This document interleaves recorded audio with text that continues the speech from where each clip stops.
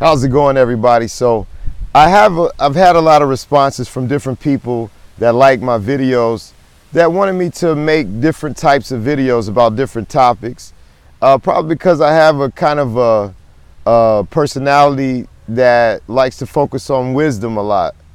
And a lot of people want wisdom about certain things. One of the topics that someone recently asked about was being more social. Now, this is an interesting topic because it's so complicated. No, I'm just kidding. It's not complicated at all. But there's a lot of aspects to it because there's you as a person. Who you are depends on the level of social you may or may not want to be. First of all, there's people who are very introverted and there's people who are very extroverted. I myself personally consider myself to be an ambivert person, meaning that I could be alone and just focused on sitting, and I can occupy my own company without needing to be in social environments. But at the same time, when I'm in a social environment, I don't mind being in the front. I don't mind speaking in public. I don't mind performing in public. I don't mind teaching group classes in fitness. So that's kind of a little bit rare. So just understand that coming from my point of view, talking about being more social. Now, aside from you, once you kind of have an idea of whether you're more introverted, ambivert, or extroverted, the second question is, what type of social groups are of interest to you? Because you don't just want to socialize just for the benefit of socializing. You need to understand what it is that's important to you, what you value. If you like a certain sport, if you like fitness, if you like travel, if you like chess, if you like reading, if you like writing, if you like martial arts, then chances are your first and best bet in terms of being more social would be to interact with people who have those type of interests in an environment, maybe a meetup, or maybe certain types of organizations or groups or clubs or some type of volunteering that a lot of these type of people have an interest in. And that way, it's not just some kind of just being social to be social. I think the third thing is that aside from your interests, is being socially flexible. This is another aspect of just being social. So that means that if you find yourself in a social situation that you're not accustomed to, you have the ability to adapt to it. So for me in my life, part of the reason probably why I am very flexible and adaptable, some might use the word chameleon, but I don't like the word chameleon because it's kind of like you're pretending to be like a certain person in order to fit into a certain type of group. So I don't like to use the word chameleon, but you are very adaptable. And so my father from the Republic of Benin in Africa has a whole different social and cultural background than my mother, who's Midwestern from Indiana. So I had family members from there, family members from Africa. I lived in the rural South in Alabama. I moved to Virginia. I moved to Tennessee. I moved to DC, New York, Miami. So I've had a lot of experiences in different environments. So I will say that I have experienced the idea of social awkwardness. For example, when I was growing up and I was really little, one of the things that always bothered me was church extremism and some of the religious things in churches. So I would go to a church and I would be the only brown-skinned person in the church. And so that created a little bit of social anxiety because the people would look at you a certain way and things like that. Or going to school with my mother, and I had like an afro when I was little, and kids saying, "Man, why is your mama white?" So that made me more aware of social situations and why people do things they do. So, and that's just being in the context of the United States of America.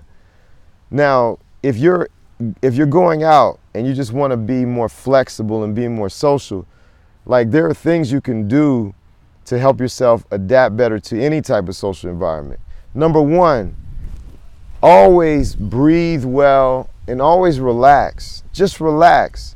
The first thing you want to do in any social environment is just relax. Don't try too hard. Don't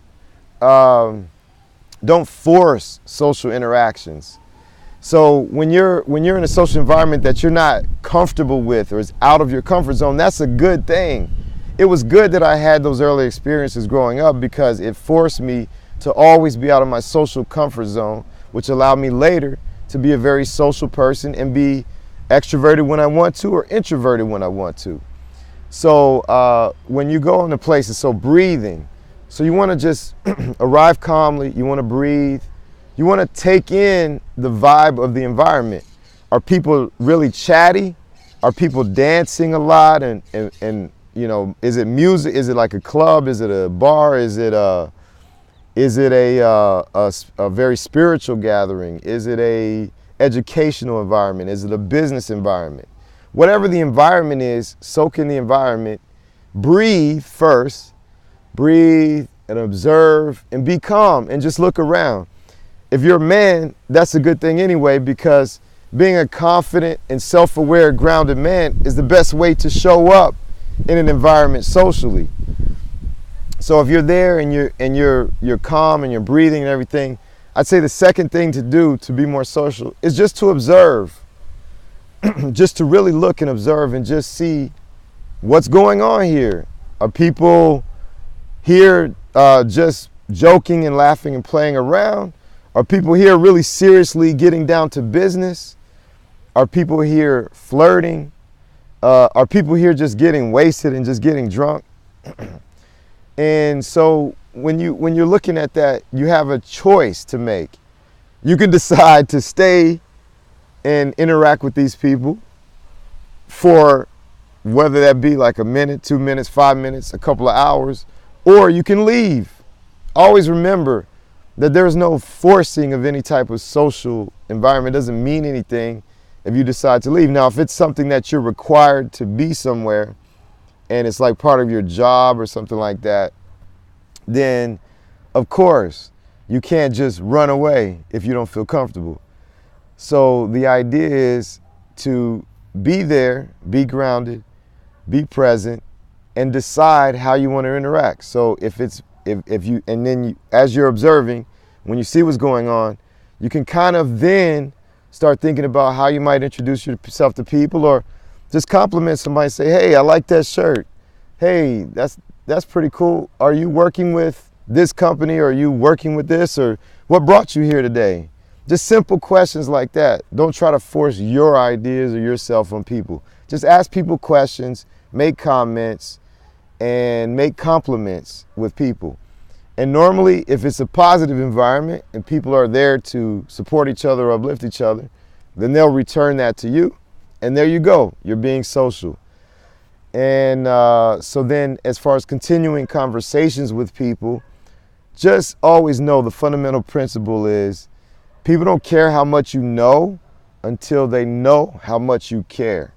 So you want to focus on people and ask them questions about why they do what they do, what their interests are, what's important to them right now, what are their values, what do you like the most about this organization, about this event?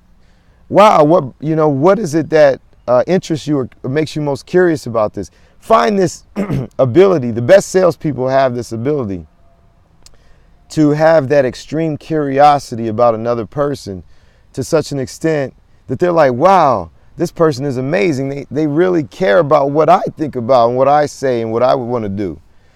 And so that's one powerful skill to have there as well. And the other things about your social awareness and being more social is just learning how to develop the social muscle.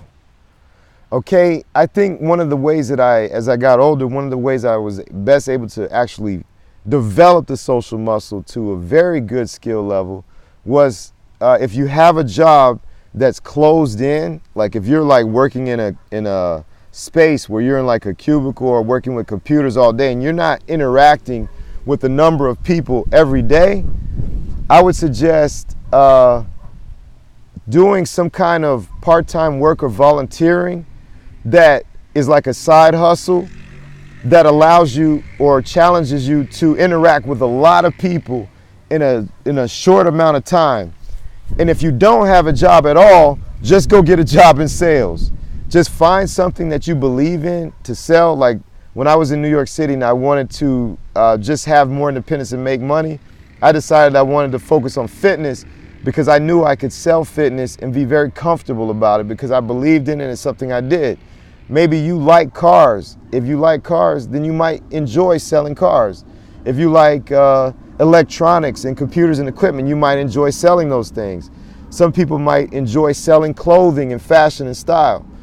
Or, so if you don't have a job and you're struggling and you're not being social, go get a job in sales in an interest area that you like. You'll be interacting with people every day, and that'll put you on top of your social awareness and your social game. But if you do have a fixed job like an engineer or an accountant and you're sitting behind a desk and you're in a cubicle or something like that, then what you want to do is, like on the evenings or the weekends, you want to pick something that can make you some money so that you get a benefit, you get a reward for being more social.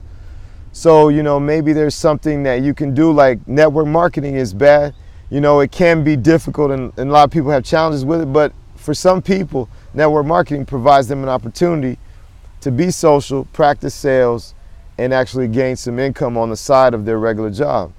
Or on the weekends, you could practice working for a volunteer organization where you have to do fundraising and you have to knock on doors, and you have to meet people, and you have to say hi and converse with them about a cause or something that you believe in or something like that. So these are my ideas about being more social. Of course, there are many books on the topic. There are many videos on the topic, but this is just the Bionics point of view.